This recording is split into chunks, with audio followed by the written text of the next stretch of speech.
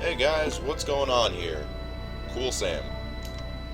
Here to show you off something special. Today, Arcadia came out. Well, not today actually, it was a few days ago. I already did the quest chain for it on this character. I will try and do like a little video guide on it. It takes roughly an hour to do, but to get a retrospect of how you get it, at level 65 it becomes accessible. You will need access to Vancliff Mansion. You will need access to the Magma Dungeon. You will need access to Red Fox Delta, Verdurous Forest, and lastly, I think that's everything. Oh, Kandara. You need access to like 5 hero quest-based dungeons. If you've been keeping up with your hero quests, you should not have any problem getting there. My newbie guide actually covers a lot of those dungeons, so you'll get the prerequisites for it very easily. Even with some failed recordings, I've managed to still get what you need to unlock each dungeon. So level 65 is required. Obviously, you need to at least start the 4th job promotion to enter Vancliff Manor. Well, not necessarily. You really only need to kill Bone Dragon once for it, which means you'll basically need to kill him again. By then you should have a B22 scroll or something like that from doing your promotion to help you out with that, or just go with a team. I would recommend going with a team if right at 65. It's a lot of running around. You basically hop between all the different towns and such numerous times, and then do a few side tasks in between. Highest level stuff you'll have to deal with is in Vancliff Mansion and the Snowy Graveyard, where you'll have to deal with some level 60 plus mobs, which isn't that bad actually. So without further ado, let me unlock them and show you the main reward for this. First off, before we go to the city, this is what you get for completing all the hero quests. The Hero Sign of Arcadia. It is the new and improved Hero Sign of Khazra. The Hero Sign of Khazra was 20% HP MP, 15 all stats. Not a bad necklace, really good. It defined endgame necklaces, perfect for tanks, perfect for everything. Hero Sign of Arcadia is just slightly better at best, but hey, it's level 65. Which means that your ultimate endgame necklace is no longer 40. Also, the recent socket and element rework allows necklaces to be socketed with element and main socket cards, so you don't have to waste a Galaxia skill socket on them, and that actually isn't bad, so, always nice to have. But we'll get in that a little bit later. This is basically a rundown of what Arcadia has brought to the table for this first part. After all, yes, this is the first part.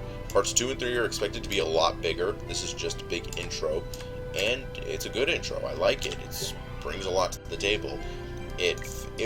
I would say it's still a bit of a band-aid fix to a lot of stuff, but it's not that bad per se. Now then, also 2 more things. There's 2 world-based achievements for doing Arcadia quests. The first one, for the very first time you go to Arcadia, when you discover the city, you do all that, and help them out, you get the Arcadia Explorer medal. Generic medal, plus 10 to all stats, 7.5% attack speed, is not bad. It's pretty good. The lore behind Arcadia is pretty creative too, so getting up there is not bad. We'll show you what's going on. And then we have Savior of Arcadia, which is to get all the hero quests done. I believe this is the new tank medal, in my opinion, because the only other one is Windwalker Hero, which you don't get until level 80. Which, until level 80, this is the best medal for stacking a mixture of health and attack speed and move speed. But until you get Windwalker Hero, this would probably be the best, unless you want to get Galaxia Expert early, which you can do as early as level 50. So, not a bad medal per se. I would say go for Savior of Arcadia if you can get it. I mean, I do have a lot of achievements here myself, so, I don't have the My Home Visit ones, and I'm actually like a few medals away from the big Elga and Verdurous Forest medals, but hey, I still have some good heroes medals. So let's go to Arcadia City. Now you see there's upper, center, and lower. We're going to start at lower. Like Port of Winds, it's a large city that requires multiple puff tower hotspots. Love that loading screen, by the way. No, the city looks much different. This is Arcadia City. It is totally not the Sky Garden, by the way. Any attempt to call it the Sky Garden, Popcorn will correct you or something like that, even though I kept telling him it's the Sky Garden. You don't get up here until about a third of the way through the Arcadia quest chain. You actually get up here beforehand, but then to get all the NPCs, you have to do the rest of the quest chain, which is basically like you need to get them to inhabit Arcadia, and it requires either doing a favor for them or just telling them, hey, we need help over here. And they don't send themselves, they send like their brothers and all that. So anyways, let me introduce you to who brought us to this city. Yeah, they promised they'd bring him back. Here he is, little Poporing. He's so cute. You can't really talk to him though, because you don't have equipment. I disconnected. Be right back.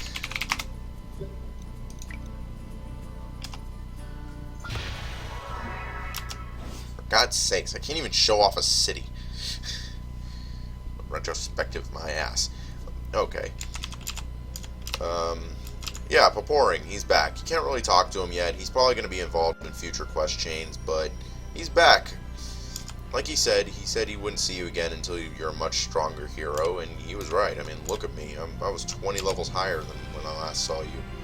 Not even more than that, 70 levels. You didn't leave me until like mid-10s. Anyways, yeah, if you've seen promotionals for the Sky Gardens, having that whole piano walkway and bridge, got the banker right here. It's divided into 3 sectors. Each sector has different NPCs, and I'm here to give you a little grand tour.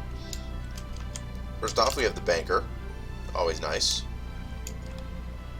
Still no butcher or candlestick maker. Or baker. Okay, and we have the blacksmith and the soul crafter right next to each other. Very useful. Probably a pet peeve is like the closest soul crafter and blacksmith next to each other is in Port of Winds. Or if you count Emporia 2-star, but that one's iffy. Unique NPC design. I don't think you see this NPC anywhere else. It's pretty cool. Nice soul crafter right here. We'll be running back to the blacksmith so I can go over the whole socket upgrade system in a bit of a video mini tutorial. I don't have like a lot of the items they drop on me, but I can at least show it off to some extent. So we're gonna go this way first. Little Draken girl, you can see the Draken boy, like a few basic NPCs.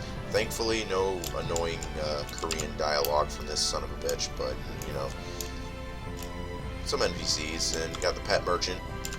A lot of these NPCs are spaced apart quite a ways, though, so, and I missed the elevator. Don't try to dash jump that, by the way. The turning's kind of weird for Arcadia, so you may end up dash jumping off if you're not fast enough. There's just a guard. This is the middle sector puff tower. This is where it takes you. You go up here, there's a little, I guess this is where like the class NPCs would hang out for like, I guess a level 8 for something else. I speculate they're going to put the class NPCs there or something important quest related with this orb. I don't know. Here we got the Triade Merchant. He's the equipment merchant, as you can see there.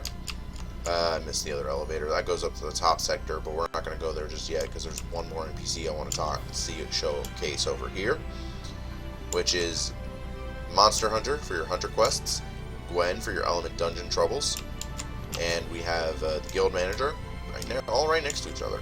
Pretty good for your dailies if you want to do them at level 65. No shame in them though. I mean, I'm sure the Hunter quests are always useful, Guild quests are always useful. Just, you know, when you get into the mid-60s, Hunter quests tend to take a lot longer. It looks to be Emporia portals. I guess this was made back in the concept when when stars beyond 2-star existed, and what looks like the class NPCs would say here: Warrior Master, Thief Master, Mage Master, Archer Masters, not respectively in that order. If you run further over here, you got the Potion Merchant. Not bad, not bad. Another elevator. Of course, the last elevator. You can fall off the edges, and there are some damage over time planes where, like, when you land in them, you get warped back to the beginning of the city, and you take a bit of damage. There's also a few zones that would warp you back to the entry of the city. Here's where you go to Professions, but the portal is currently not working. But I believe you can still get the Profession tutorial, like the learnings here and such. I guess you just gotta let Popcorn know it's bugged, and whatever developer know. Go over here. The top level puff tower. There's not much to do in the top levels, so, you know. And then when you take this jump pad here, there's the NPC for all the Arcadia quests. Basically, you gotta talk with him for a lot of the quests, or her, or it, really. It's just an entity, I think. And nope. But that's Arcadia City. Now let's run back down to the blacksmith. Shouldn't be that long. I just gotta cut down right here. Nope. Oh, actually. can't do that. So much for taking shortcuts. I could take the long way. Or I could try to jump on top of the blimp again. Yeah, watch out. A few of the borders here are very wonky. So you gotta watch out not to run off the edge. But also, with this update came the big part. The socket and element system rework. Now this is something that they've hinted at in updates numerous times, and we didn't get a preview of it until roughly a week before Arcadia. And even then, the preview was showing GM-only cards, which meant we didn't get an entire grasp on how this worked. So, look at my sockets. I had like middle-class sockets, like what you can expect from an affordable level. As you can see here, they've been reworked. Instead of resistance values, it's instead resistance rates. All characters will get the same amount of resistance element points as they level up. And basically it's like, for my case, I assign like a balanced amount of points to everything, and then I put like a lot more into fire or something like that, like because it was the element all my cards had. You get a reset scroll at level 20 from Gato, by the way, so save that until like a proper tutorial is made. But you get these special points. Don't think they appear in bonus or anything like that. No, you have to mouse over the elements to show them. Like, it's two types of damage: PvE damage, which shows the damage that you would do, extra damage you could do to monsters, which has a proc rate, which is like up to 100%. Mine says 132, but that's because I got a lot of points poured into it, because fire is my highest element. And then damage in PvP. Yup, two separate damages. And then you got the defense rate, which is the rate at which you will proc your element resists, and then your element rate for attacking, which is the rate at which you proc your element attack. And then individual info for each element, again with PvE and PvP shown. 5 element has been completely removed. All 5 element cards have been replaced with 4 element cards, but they were like a star higher in the socketing system. The new socketing tier is interesting. It starts at 1 star normal, then advanced and special, then 2 star normal, and keeps going up. For normal sockets up to 9 star, for element sockets up to 5 star. They gladly compensated us some normal 5 star, normal 3 star, and 5 star stuffs. Like this socket right here became a 3 star normal fire attack, even though it was a 6 star fire attack card. But I can make that 3 star special through upgrading it, though upgrading it takes a dang eternity, but I'll show you what I mean. So, some new mats in the game. First off are mysterious fragments. What you can do for these is that you can collect a special number of them, and then trade them in at Gwen for new element card boxes. These need keys. Keys drop as reward from mission maps as well. These all drop from mission maps, by the way, or from the monster counter, so you can PvE farm all you want. For those of you who loved Dragon Valley F1, you're going to love this, because you can do that for like several hours and get what you need. So that's a big +1 right there. Close that. That's a big +1 right there, because it's accessible to anyone. By the way, another neat thing is that once like the stuff's been unboxed, like once the advanced, like there's new advanced elements that are used, like they didn't want basics to be a part of it because of mass duping. But once, like, they're all account bound, by the way, so you can't just like multi-client farm it either. Like, I know you can't multi-client anymore, but there are loopholes around it, such as other PCs and such, which is why GMs constantly check if you are a multi-cliented account. But for normal sockets, you're going to need high energy plasma. So let me take something with a socket that can be upgraded. Let's try the socket in my Elga Fireblade. Socketing. So let's show the socketing system. Well, first we're going to take something that doesn't have sockets. This crystal sword. Oh, below level 20. Well, good on them. Anyways, you know what? I can show this off now. See earrings? You can make sockets on earrings now. Neat. So, stack card, create a socket. You're going to need souls, you're going to need armor dust, or weapon dust if it's a weapon. And proceed. As you can see, now has an empty socket.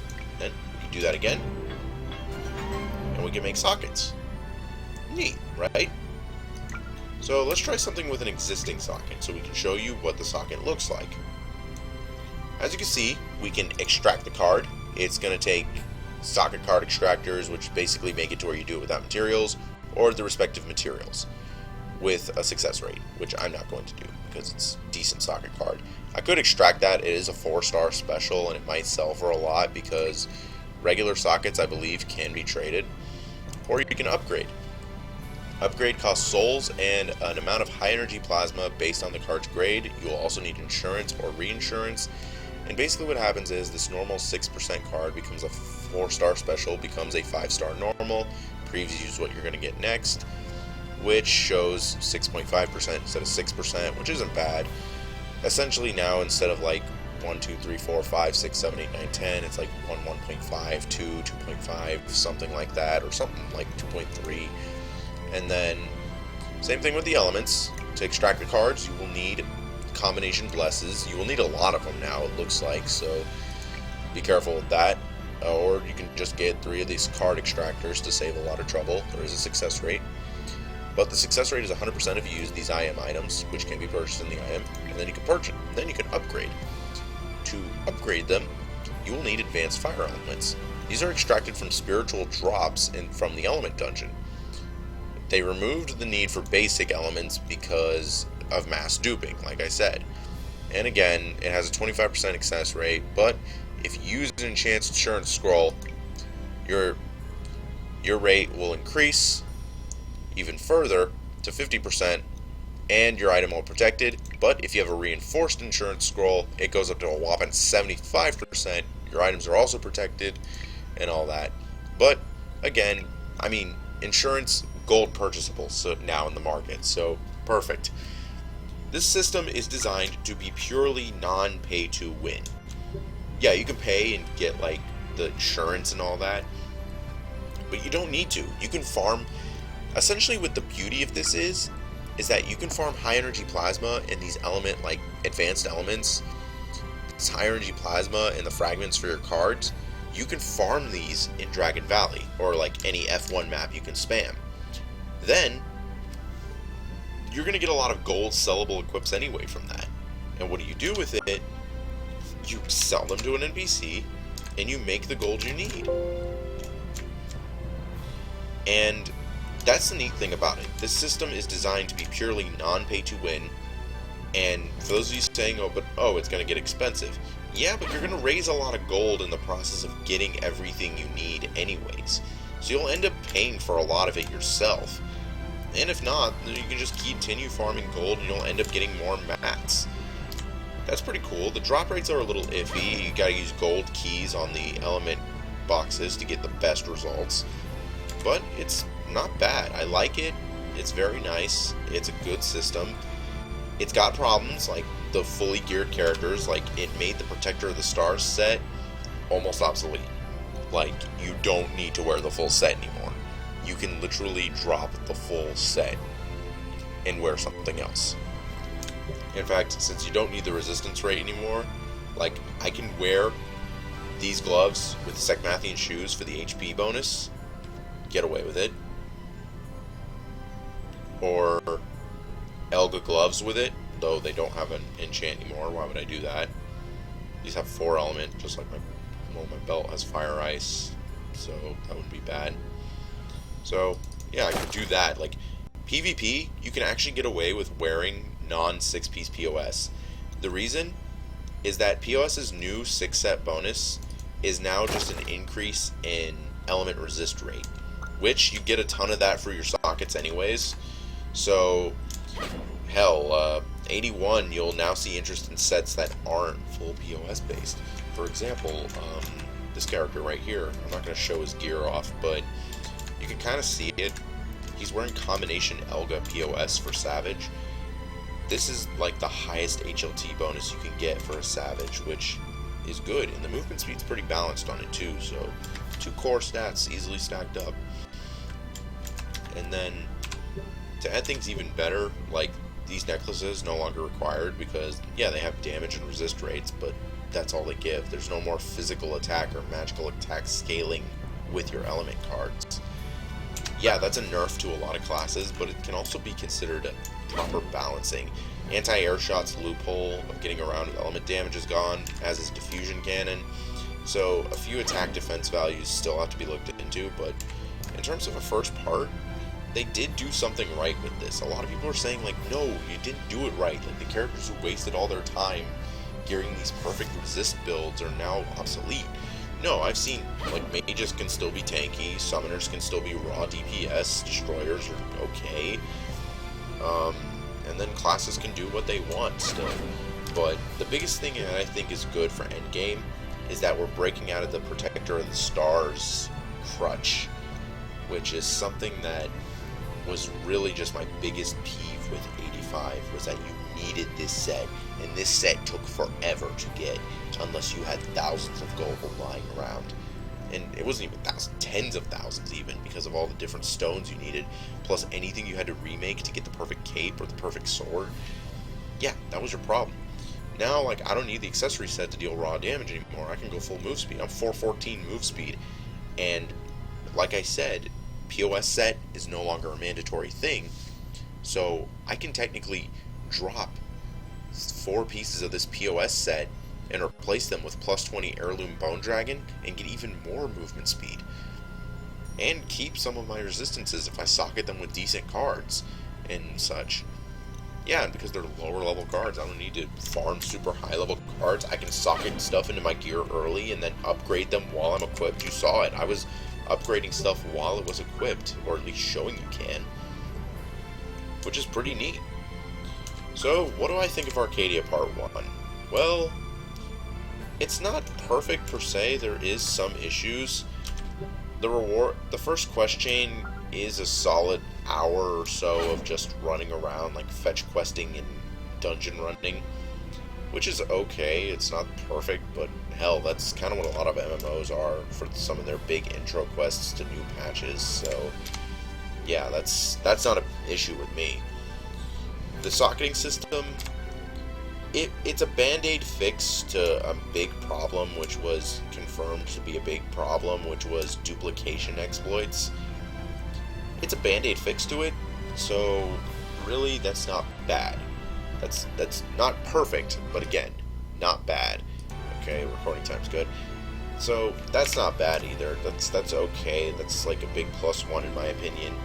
Like, that they managed to get it. The element system, a little iffy. Like, I wish the tutorial was a little better on how it like worked. Like, there's no real tutorial of it in game. Like, throwing elements in there right as you level up. Yeah, that's kind of weird also.